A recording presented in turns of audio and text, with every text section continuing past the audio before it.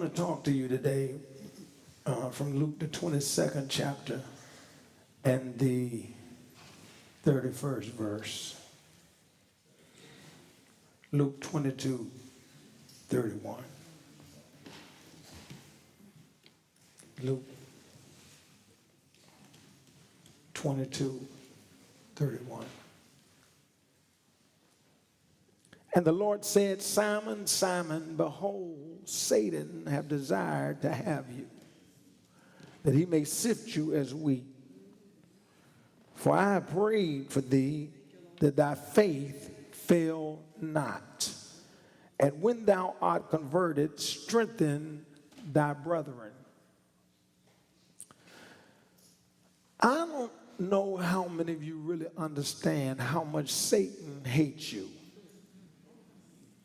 I just don't think we understand it. I think we take it for granted that Satan is just a common foe, but that's the furthest thing from the truth. Look at your neighbor and say, Satan hates you. Satan hates you. Why does he hate us? He hates us because God made us in his likeness and his image. He hates us because one time he was in the presence of God as the chief worshiper, and he got kicked out because of his rebellion. He was alienated from God. He was alienated from heaven. He was kicked out. Now he mad. And he hates you because because of the fact that you're in the image and likeness of God, number one. Number two, because every time he looks at you, he sees God. And he can't stand that. His first job was to separate God from his people. That's why he did such a tremendous work in the garden to just alienate Adam and Eve from the presence of God. Get them out of God and make them fall like he had fallen. He hates you because he was the main worship leader in heaven, and he lost his job to you. Every time you worship, Satan despises you. That's why he makes it so difficult sometimes for you to worship, because he can't stand the fact that you are now the apple of God's eye, that you are God's child, that you have taken his place. He hates the fact that Jesus came all the way down here on earth to redeem you and restore you back to God. Touch your neighbor and say, Satan hates you. Satan hates you. And so you got to understand that his tactics are to destroy your identity as the God kind. He does not have the power that many of us have given him. But what he does have is the ability to pervert and to lie and to cause you to think in a certain manner that is self-destructive and self-defeating. And so that's his tactic with Eve. He comes to Eve and brings her facts and gets her to believe the facts. Oh, you're not going to really die. God knows if you eat of this tree, you're going to be like him, knowing good from evil. Well, Satan attacked her with facts. And facts are not necessarily truth. That's right, sir. You're preaching. I said facts are not necessarily truth. Did she die? Not immediately, physically. She died spiritually, but she didn't die physically. So, Satan, I thought you told me I wasn't going to die. Well, I didn't tell you fit spiritually. I meant physically, but I wasn't talking about spiritually. He gave her the facts. You're going to be like God, knowing good and evil. He gave her facts, and she bought into those perverted facts and ended up alienated from God because of what Lucifer said. In other words, he didn't beat her out of her relationship with God. He didn't kidnap her. He just gave her enough information that she bit on, that then did the destructive work was set in process. Are you hearing me? That's why I say he ain't got no power. All these monster movies we looking at and all of this, he ain't got no power. His power comes from you. Touch your neighbor and say, his power comes from you. Why? Because he knows how to attack you in certain ways to make you self-destruct. He can't destroy you, but he can convince you to destroy yourself. He can convince you to buy into information that's destructive to you, and once that's set into place and you buy into it and engage, the rest is history. It just, the wages of sin creates death. So most people do not understand the strategy and the plan of the enemy to destroy you and keep you from understanding and living in the God kind of life. He does not want you to see God in you. He does not want you to know about the presence of God. He does not want you to have a relationship with God. At all costs, he wants to keep you alienated and separated from God so that you can't walk in the God kind of life, which leads to the abundant life. He doesn't want that because he's jealous of you. He hates you. And the only thing he exists for is to see your demise. And if he can keep you from discovering the God kind of life inside of you, the relationship that God brings to make you greater is he that is in you than he that is in the world, if he can keep you from believing that, if he can feed you enough junk and garbage to make you think differently about who God is and who you are, he already won. He already got you. Because he attacks you with that strategy, the same strategy that he used in the Garden of Eden. And if he got Eve and Adam, you better be careful. Because they were perfect. You not. So he doesn't want you to live the God kind of life. Same way the words that Jesus speaks are spirit and life. Amen. Thank God I got to pull my pants up these days. Thank God. The same way Jesus speaks spirit, the words he speaks, they are spirit and they are what? Life. Jesus said words are spirit, and the words of spirit bring life. So when you got the God kind of life inside of you, when you speak from that perspective, you speak life. All right, when God was ready to create life, he spoke life. When he created creation, he spoke it into existence. And so you have to understand words are powerful. And you have to understand the same way Jesus used words that bring spirit and life, Satan used words to bring death and destruction. So words are a source of life, spirit, when they come from the God life, and a source of death when they come from the fallen nature of Satan.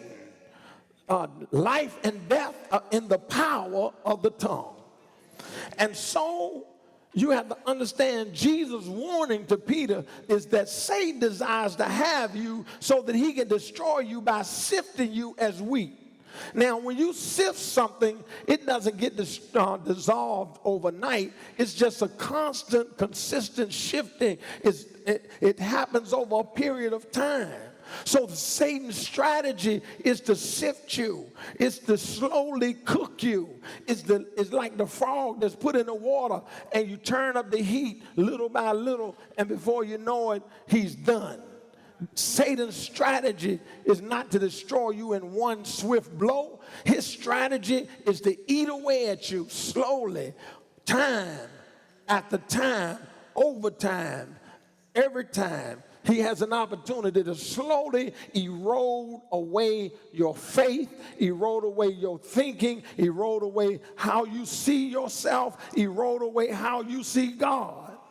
And so then when you understand that Satan really has no power unless we give him access to our consciousness through the words that we reinforce in our fallen state, our weaknesses, and our failures.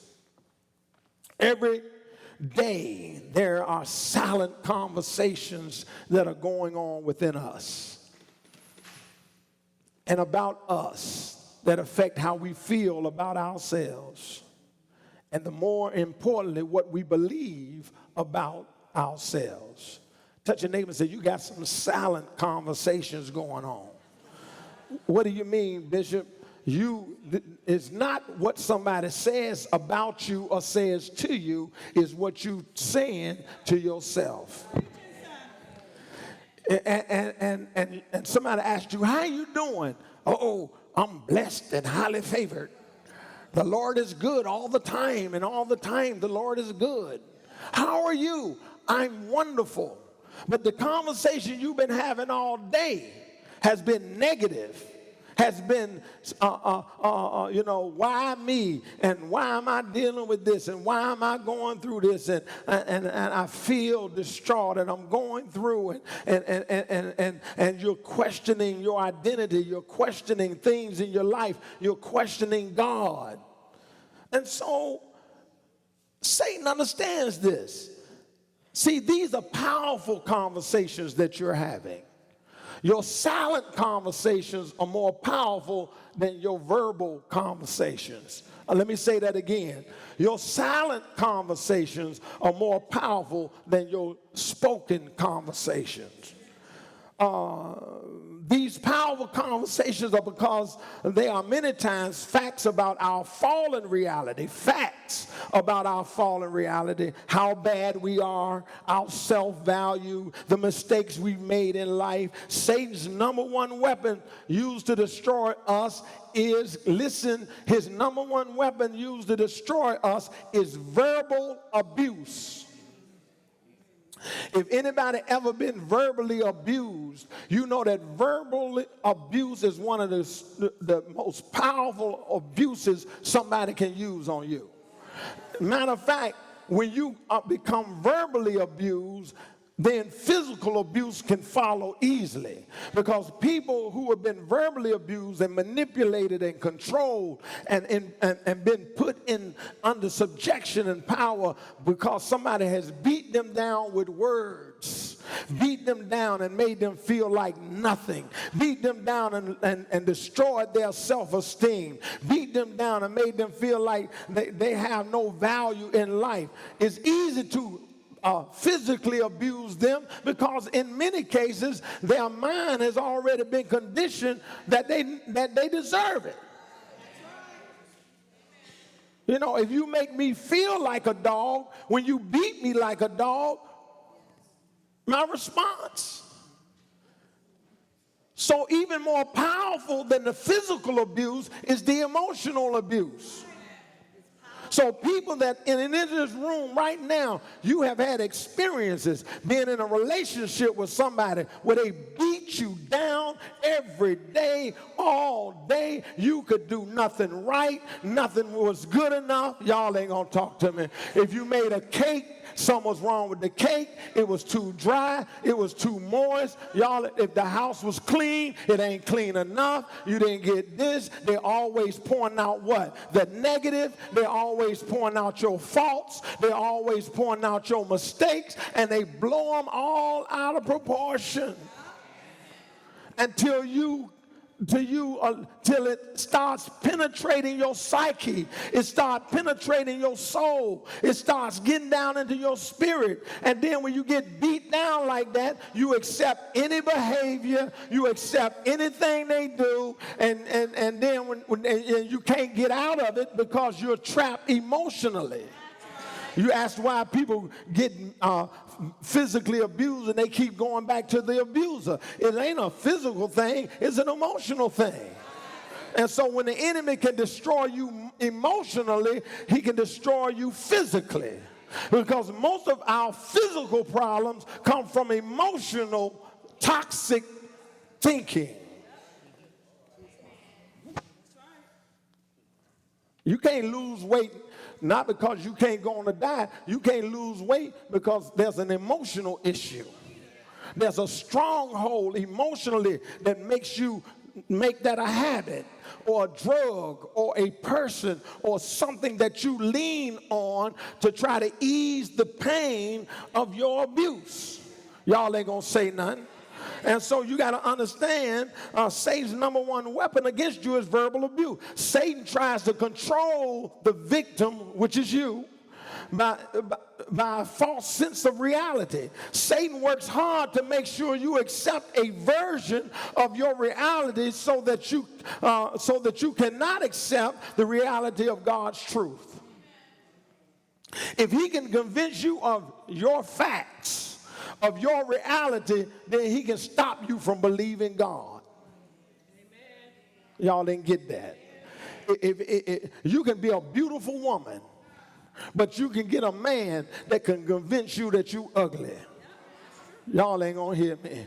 You can be beautiful and you can have a person in your life that can beat you down so bad you don't feel worth a dime. Hello, somebody. And then you take somebody that ain't all that good looking and ain't all that somebody that people would call fine, but when their self-esteem is right, when they know who they are, they got some swag. Y'all ain't gonna talk to me. And so he wants to convince you of the reality of your present reality or the facts so that you can accept his reality over God's truth. See, what's wrong with many of us? We have accepted the facts and the reality of our life over God's truth. That's why the Bible says you shall know the truth, and the truth shall make you free, not the facts. Tell your neighbor the facts will kill you, but the truth will set you free. Are you hearing me? The facts will destroy you. The fact is that you made a mistake. The fact is that you failed. The fact is that you lost it. The fact is that you blew it. The fact is that you made a mess out of it. But the truth is, when you know the truth, you understand that the truth is that you don't have to live in the facts. The truth is that God has already set you free from every failure, mistake, every problem. God has already made recompense and redeemed you from your failure. Y'all ain't gonna talk to me. Satan threats you with intimidation. You know, if people find out what's going to happen to you, you know they're going to dog you. You know you done messed up now because your reputation is going to be ruined if this happened. And they hold it over your head. Well, what if somebody ever find out what you did? And you walking around intimidated. You walking around because public humiliation. I'll tell every one of your mistakes. Emotional threats can be equally harmful. Satan will use undermining, trivialization. Satan will try to undermine your sense of self. He'll undermine your opinions. He will undermine your feelings. Oh, girl, you stupid. You don't know what you're talking about, you dummy. Come on, somebody. Your mama was stupid. They will convince you that they will undermine your intelligence. They will undermine your value. They will undermine, and that's what Satan does to you. You're a dummy. You ain't gonna be worth nothing. You done messed up half your life. Come on, somebody. You done messed up 2 marriages. You ain't nothing. Come on, somebody. You can't get a man with your crazy self. Come on. You ain't good enough. You know, he'll talk about you. Just destroy your self-esteem so that you don't even believe it's possible for you to have what God has for you. Satan's job is to convince us that because of the facts, we are lost, hopeless, and the facts are more real than God's truth. In Revelation 12:10, and I heard a loud voice saying in heaven, now is come salvation, strength, and the kingdom of our God and the power of his Christ, for the accuser of our brethren is cast down, which accused them before our God day and night. Satan is identified in the text as an accuser of the brethren, who has been cast down, which accused them day and night, helping us to see that Satan is relentless in his attack on us, God's people. His job is to use these facts. Did you hear what I said? His job is to capitalize on the facts of your weakness. He capitalizes on your infirmities. He takes advantage of your issues. He kicks you when you're down. He keeps us locked into this sin consciousness. And eventually when you keep that sin consciousness, it deteriorates your soul. It deteriorates your mind. And eventually it deteriorates your body. We know that Satan did this in the case of Job because he's an accuser of the brethren. He went to God and said, you know what? That Job don't really love you, Lord. God said, what you talking about? Job loved me. And Satan said, no, he just worshiping you and praising you because he got that car out there, because he got that nice house. He said, he worshiping you because you done blessed his family and all the cattle and all the sheep and all this wealth that he got. Job don't really love you. He just loved the stuff you gave him. God said, oh, he does, huh? Well, go ahead and take it. I got confidence in Job. Job lost all of that and still didn't give up on God because he loved God. He didn't understand what he was going through, but he didn't give up on God. He stayed committed to his worship. He stayed committed to his love for God, his belief in God, no matter what happened. Satan is relentless. Satan comes back, y'all.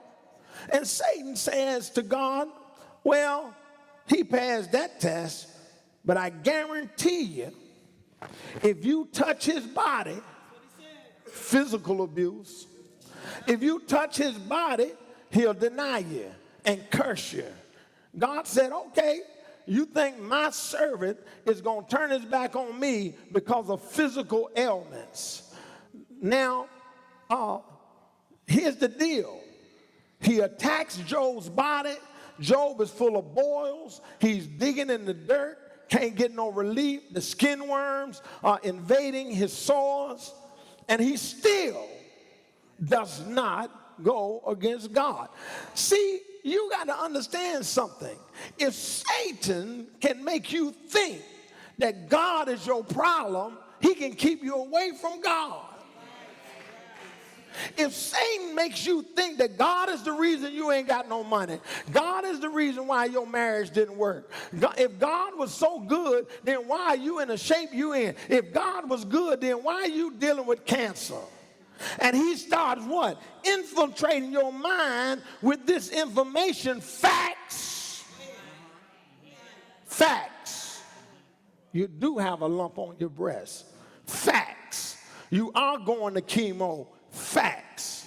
And then he associates what you're going through and say, well, if God really loves you, would you really be going through that? Look at all the people that don't love God like you love him, and look, they ain't going through none of what you're going through. Does God really love you like that? If he did, why are you going through this? See, Satan's job is to give you information and to take the facts and then impose upon you the idea that God is the reason why things are going wrong in your life. Why? Because if you believe it, then he can alienate you from God.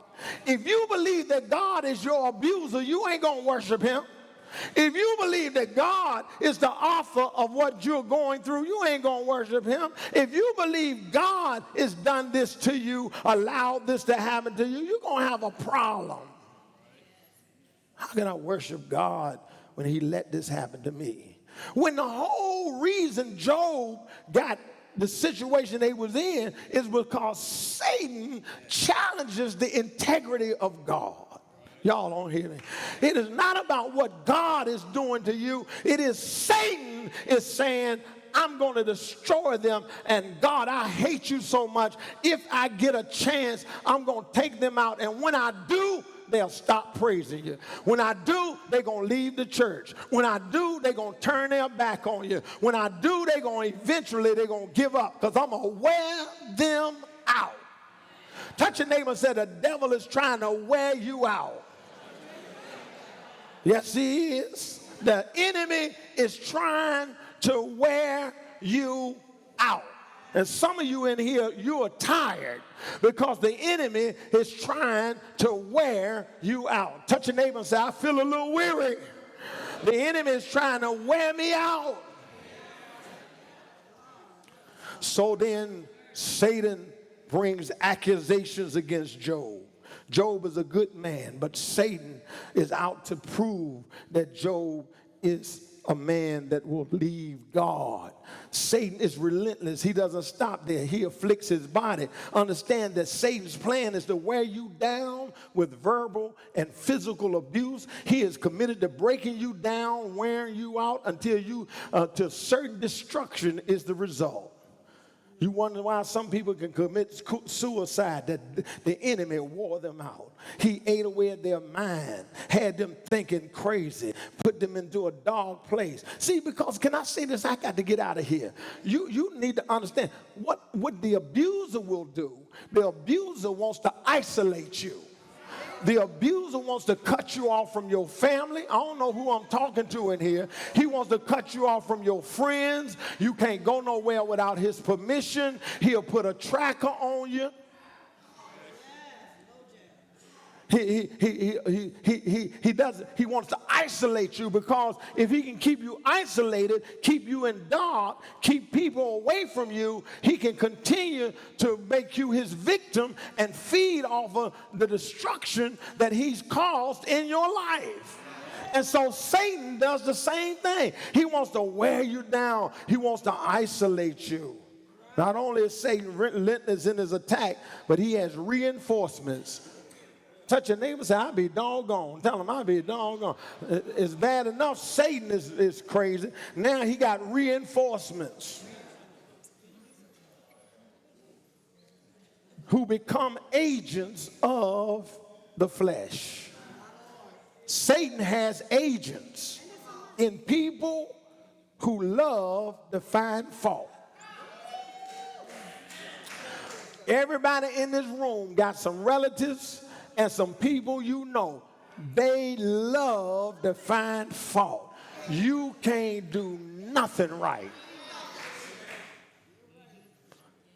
They hop on your weaknesses. They hop on your faults. They always talking about your past. Y'all ain't gonna talk to me.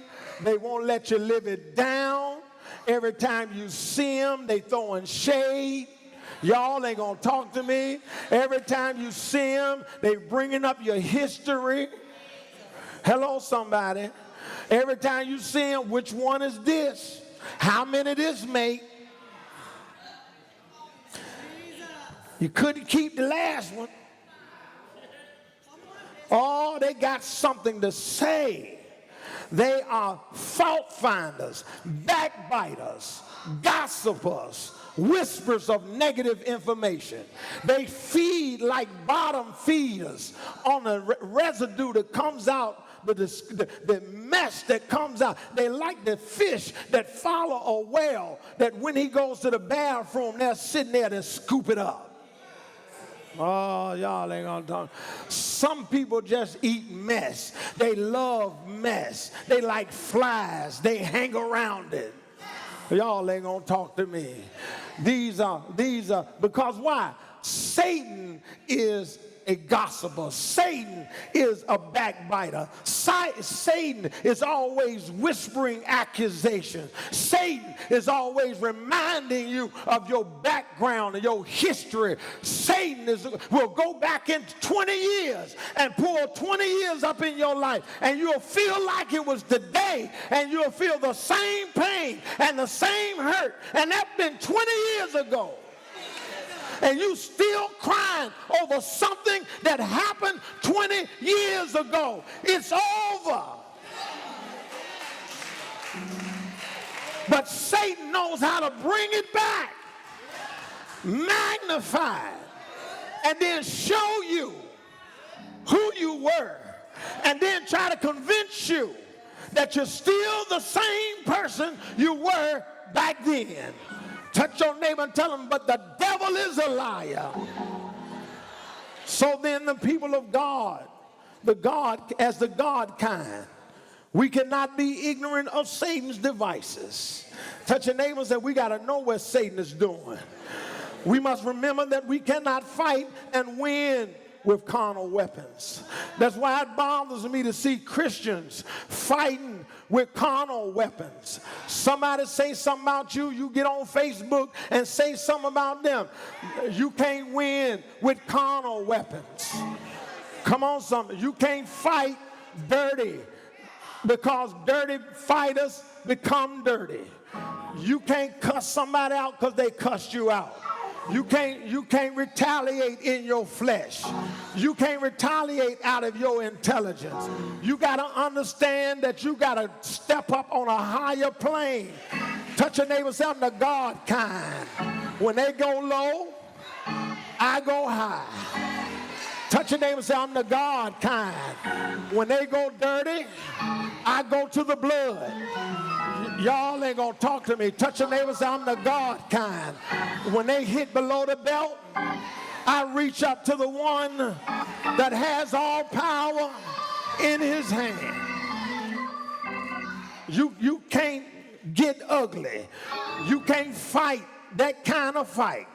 But you gotta elevate yourself and understand you gotta live the God kind of life. God does not worry about his enemies. God does not lose his mind over his enemies. God just waits until he's ready. And then he opens his mouth and his enemies become his footstool. Touch your neighbor and say, neighbor, you can't go there with the enemy.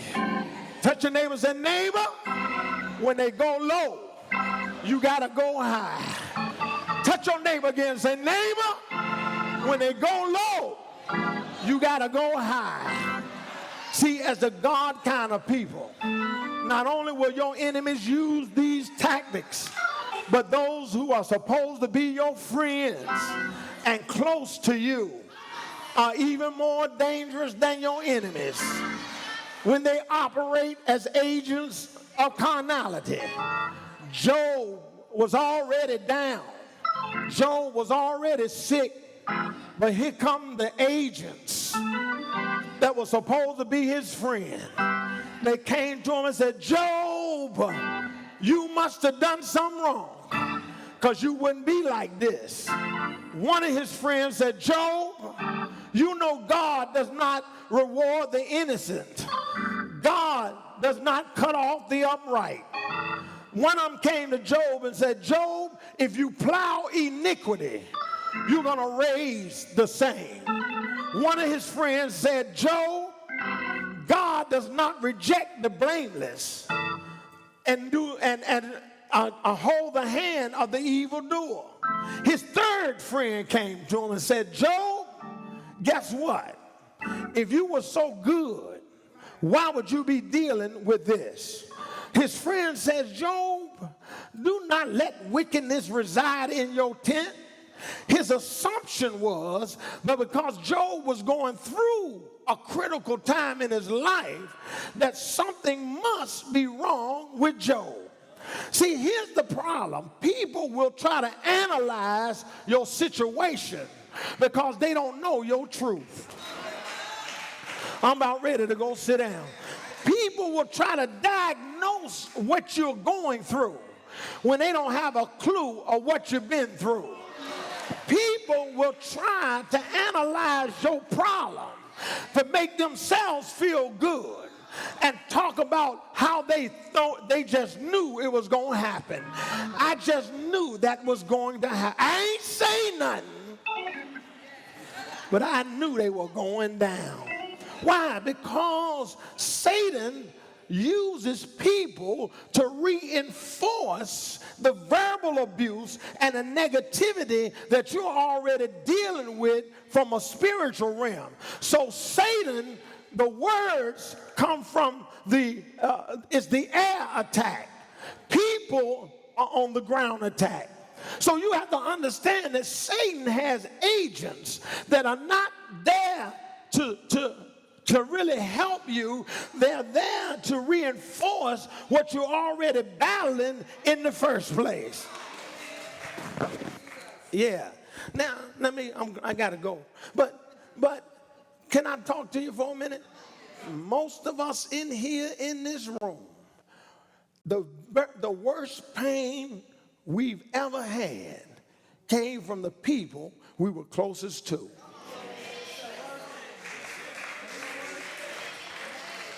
They ain't saying nothing.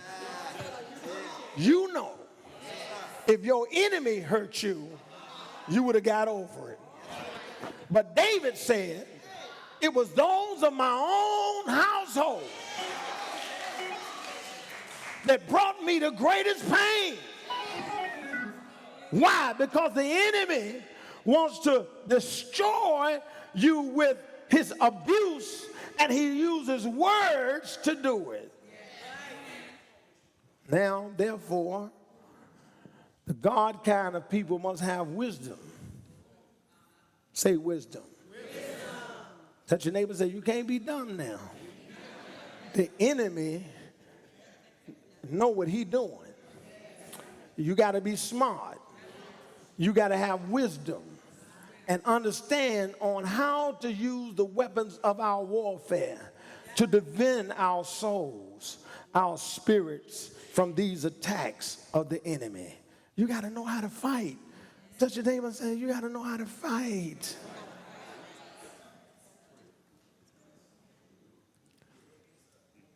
You don't stand there and take it,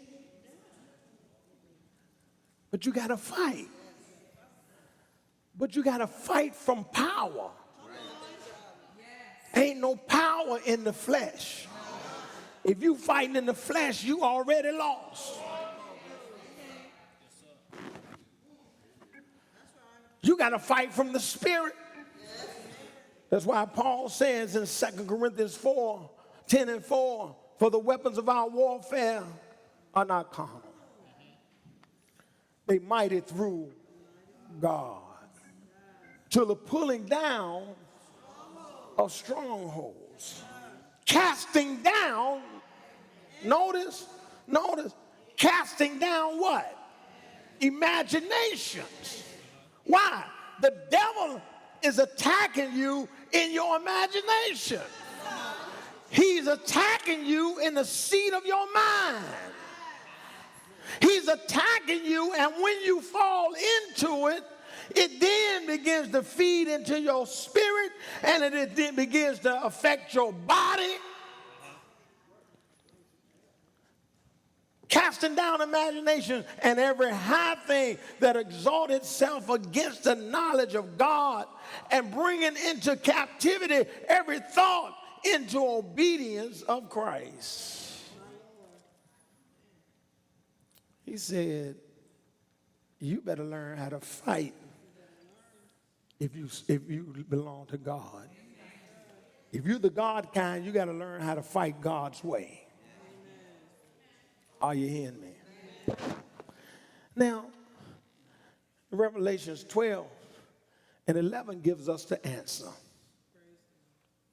He says, when the devil launches his attack against your spirit, against your mind, when he attacks your psyche, when he attacks you with these destructive thoughts, when he brings facts, because he points out your weaknesses and your failures and your flaws, and he brings them back up on a big screen so you can see them in 3D. He magnifies it. And then he begins to assault you to try to believe that what he's telling you is true. But look what Revelations 12:11 says. It says, and they overcame him by the blood of the Lamb and by the word. Somebody say word. Not with their dukes, not with their nasty attitude, but by the words of their testimony. And they loved not their lives unto death. See, understand this. First of all, if you're going to fight the enemy, you better know the power of the blood. When the enemy attack you, you got to know the blood has already taken care of it. The reason why it's not an issue because the devil does not have the permission to cross the bloodline. Oh, y'all don't hear me. He don't have the power to cross the bloodline. So when you know the power of the blood, when the enemy come in like a flood, the blood raises a standard, and you got to know you're standing under the blood. Touch your neighbor and say, the blood, the blood. So when the enemy comes against you, you got to know the power of the blood. You got to know that when Jesus shed his blood, that every attack of the enemy was defeated. And every power that he brought against your life was covered under the blood. So the enemy, when he come in and try to bring up your past, you got to tell the enemy, I know, but it's under the blood. Do I have any blood-bought folk in here? You can't stand there and let him talk to you. You got to stop him in his tracks right away, and you got to say, devil, that's under the blood. I don't care if it happened yesterday. It's under the blood.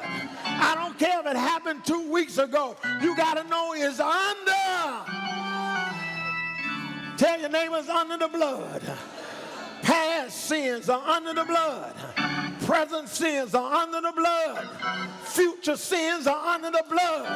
And when you know the power of the blood, you're not going to let the enemy bombard you with his foolishness. Even when he bring you facts, you say, devil, I know that's a fact.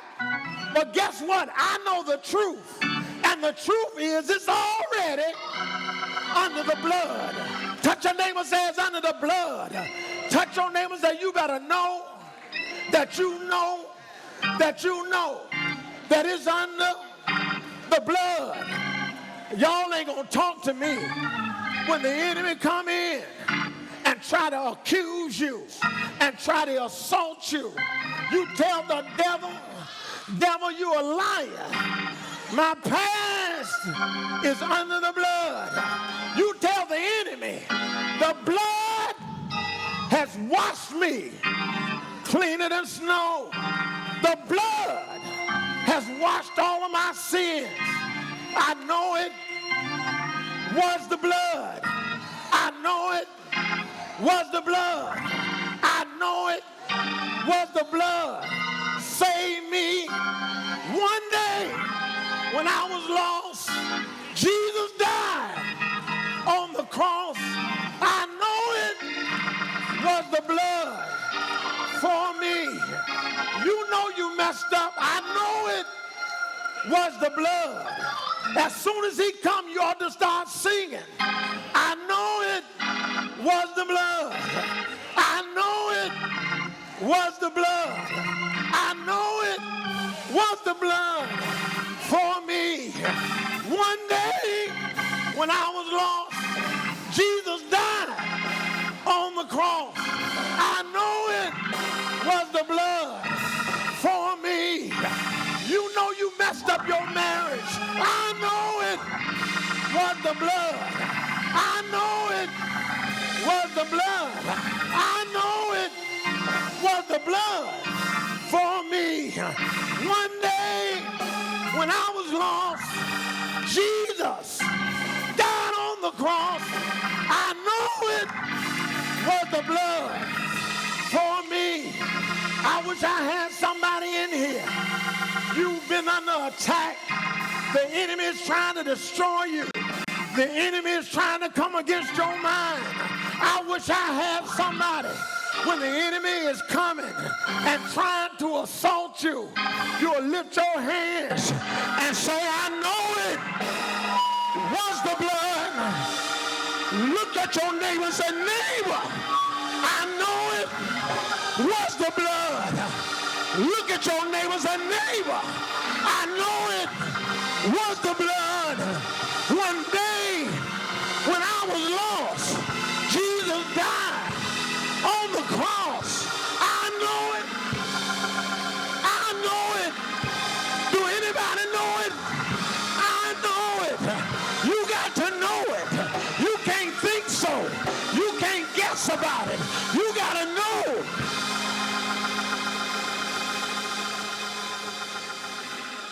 Grab your neighbors. I know it. I know it like I know my name. I know it like I know I'm living. I know it like the breath I'm breathing. I know the blood that Jesus shed. It flows to the lowest valley. It reaches to the highest mountain. Touch your neighbors and neighbor. I know it'll never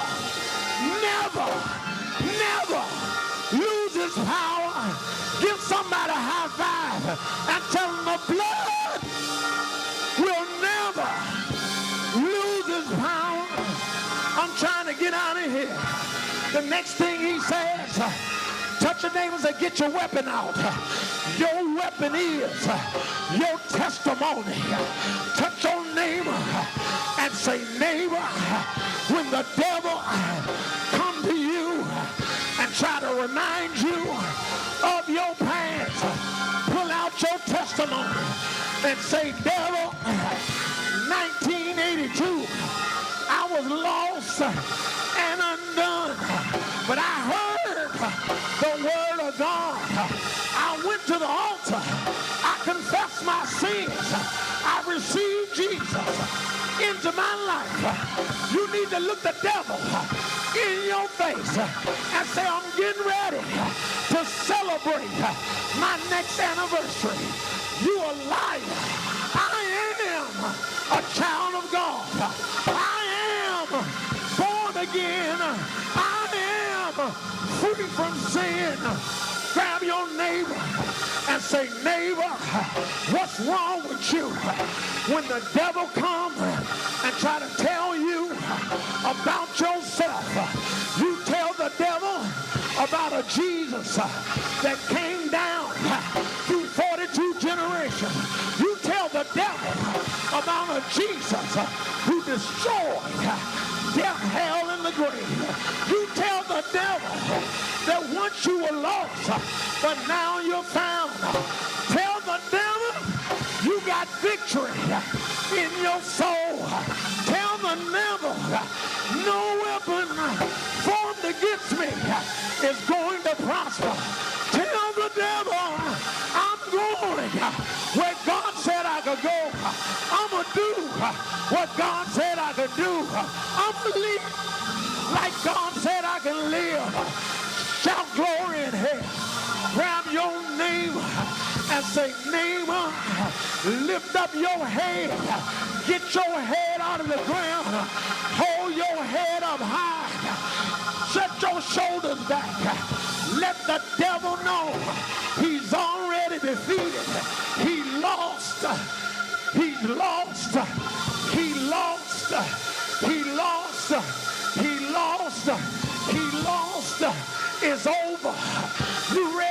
back of the book. It's over. You've been redeemed by the blood of the Lamb. Shout glory in heaven. Touch your neighbors and neighbor. I'm not afraid what the enemy can do, because when the enemy come in like a flood, God is going to raise up a standard. Walk around and touch somebody and tell them, neighbor, you don't have to die. Neighbor, you don't have to lose. Neighbor, you don't have to live in your past. Neighbor, forgive yourself. Neighbor, give your God a great big praise. Neighbor, the enemy thought he was going to kill you. The enemy thought you would have been done. But by the blood and the word of your testimony, grab somebody and tell them the same God that did it before is going to do it again. Grab your neighbor and say, neighbor, the devil tried to kill me, but God raised me up. Shout glory in heaven.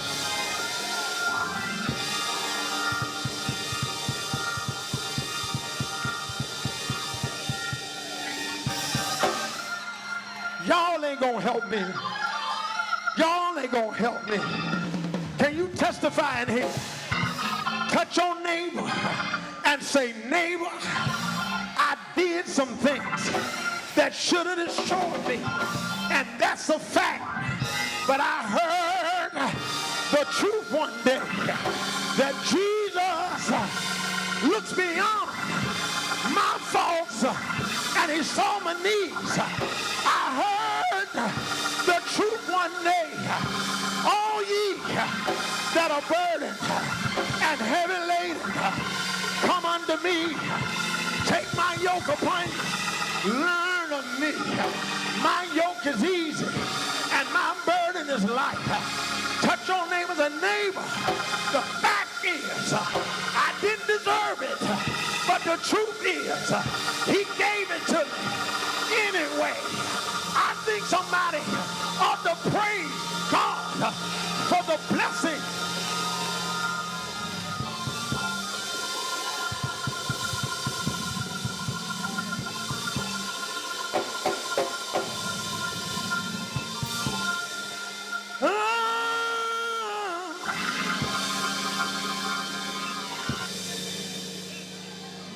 Everybody standing.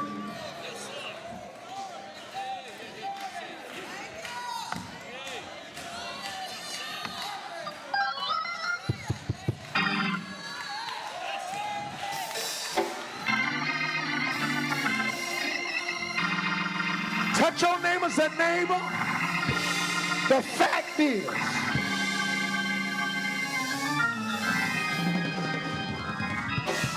grab your neighbor and look him in the face and tell him the fact is, I was guilty, but the truth is, case dismissed.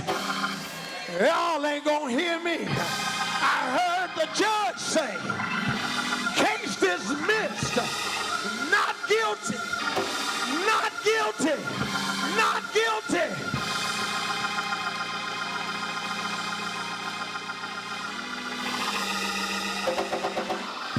Just touch 2 or 3 people and tell them not guilty, not guilty, not guilty, not guilty, not guilty, not guilty, not guilty.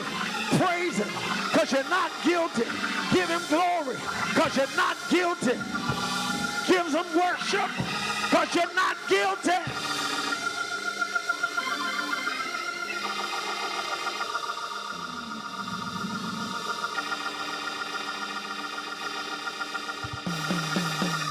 If you can't praise him for that, I don't know what you're going to praise him for. Because guess what? I had a life sentence. I was a dead man walking. But when I went in court, they tried to put me away. They had the facts. I was done. But the master.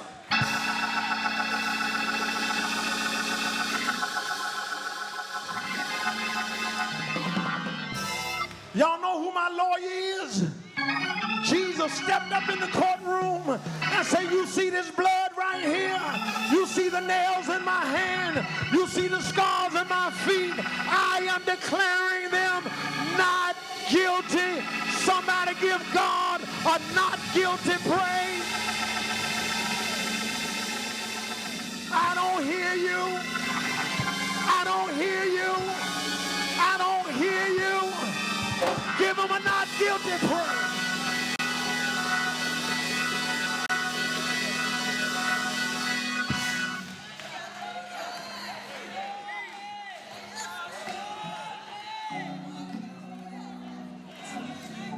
That's why